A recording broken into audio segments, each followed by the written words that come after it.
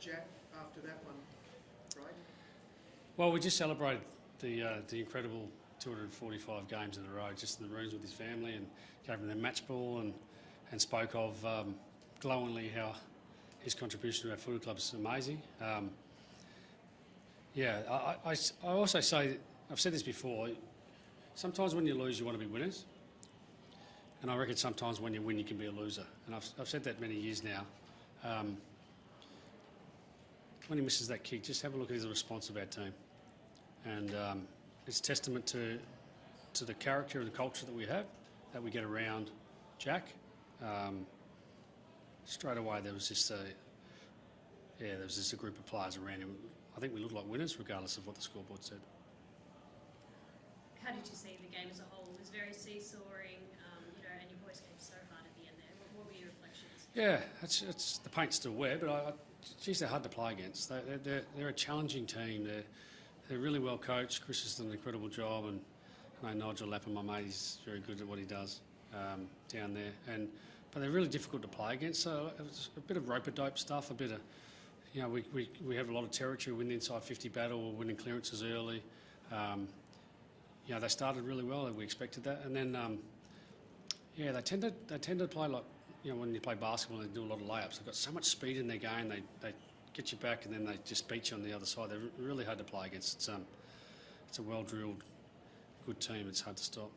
You get 20 points up in that third quarter. It felt like you were about to break the game wide open. Was it one that got away? It's actually an interesting question, because I thought if he kicked it, did we steal it?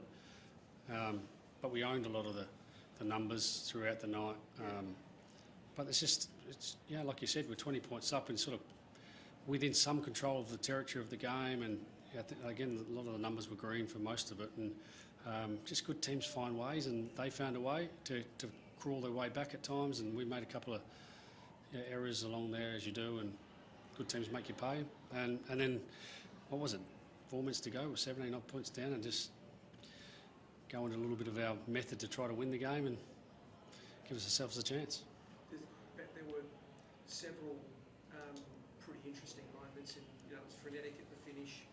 Bobby Hill's run down, Lockie Schultz's shot at goal. Do you have any commentary around that? Is there anything that sort of leaves you a little bit miffed, I guess? Oh, no, No. If I'm going to be a winner here, I don't act like a loser, and the decisions are the decisions. I thought Bobby probably was a bit stiff.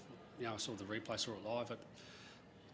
He did fall to his knees, but I still think he's probably a bit stiff on that one. What were the other ones? Sorry, just. With the shot at goal. Yeah, that's a difficult one, isn't it? Because the rules are the rules. Yeah, I think it was touched and then inconclusive, so it's a point. Do I love that? Not really, but it didn't decide the game. We still had a chance with the ball in our hands when the Sirens were going to win the game. I thought we had other chances to win the game. So it seemed like there was a little bit of a couple of things didn't quite go away late, but it wasn't the reason we lost. What did you make of Dangerfield's last quarter? Pretty good. Well, I stole his park before the game, and he wasn't that happy, and I blame myself. He's a bloody good player, isn't he? He's a battering ram. He's we had 20 missed tackles or broken tackles, I think it was, or 15. I think's the number, and he was most of them. He just beelines you and runs through you, and he's been an incredible player. And right now, he's just an igniter, isn't he? You need big players to stand up in big moments. He was fantastic tonight. What did you think of Mullen and Nick Dacos?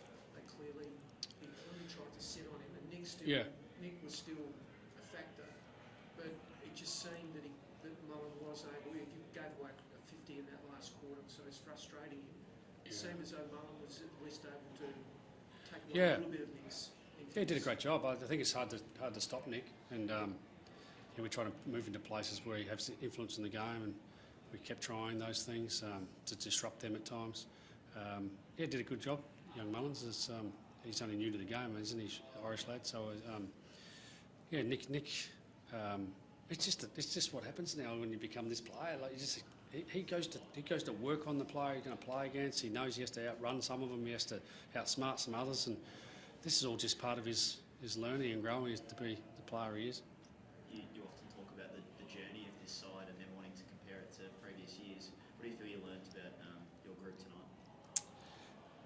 I just said to the boys afterwards, like Dan Houston, Tim Membry, Harry Perriman. Actually, Harry Perriman was fantastic tonight. That's the best game he's played for our club. He had 11 odd intercept marks or intercept possessions, and it was fantastic. Give him a shout out.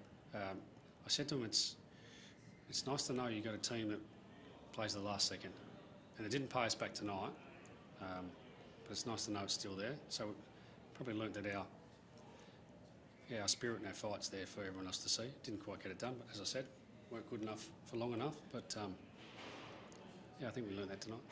Was Dan Houston just cramp in the end with that hamstring? Yeah, Dan had cramp at the end. He should be right for next week. 5-day break.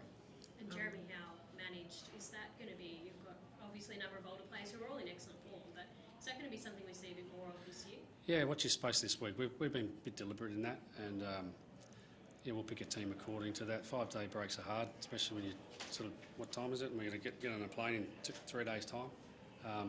Every team has to do it. It's a challenge. You got to think ahead. You got to stay in the moment, but then you got to plan for 5 days with the travel to Perth. So we've been doing that, and some guys game time tonight. If you look deeper, you'll see that we've been looking after a couple, and then none of our emergencies played in the VFL, and how he was managed. How much does a 6-game winning streak allow you perhaps to do that more than what you might if say there was a bit of pressure going on now, Craig? I'd like to think that we've got an eye on the season as an entirety. This is a marathon, and we're just finding our way through the race at the moment. Playing some really good teams. I think out of all, what round is it? Like 8? Have a look at that draw. Played some great teams, learnt some great lessons, and we're sort of banking our experience and then finding ways where we can look after some at times, whether it's training and games, and the draw somewhat forces us to manage a bit more than what we potentially have early. But